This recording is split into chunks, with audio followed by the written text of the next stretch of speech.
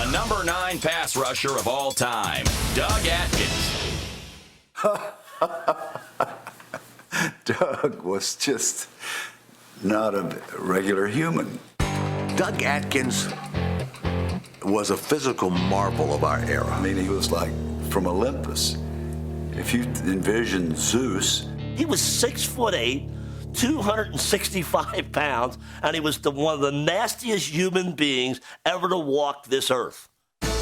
Doug Atkins terrorized passers for 17 seasons. He was an unstoppable Goliath who played most of his career with the Chicago Bears. He was a guy that had this just brute strength, and his size just overwhelmed players. And in fact, opponents, particularly on the offensive line, would say to each other, "Don't make Doug mad." Because when he's mad, he's even more ferocious. This guy's not a regular human being.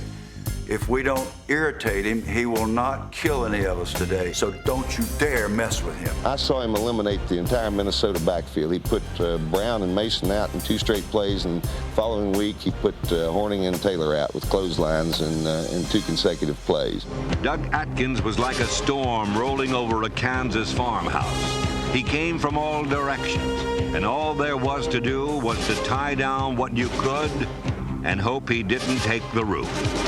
He intimidated by verbal abuse, he intimidated by physical abuse, but Doug's job was to get to the quarterback, and he would hurdle you if he had to. He'd throw you out of the way, he'd step on you. It didn't matter. Doug took 2 steps, leaped completely over, and landed on top of John Unitas. It was just surreal. After 12 years in Chicago, our number 9 pass rusher played his last 3 seasons in New Orleans. At age 39, he was just as menacing as ever, and he finished his career in style.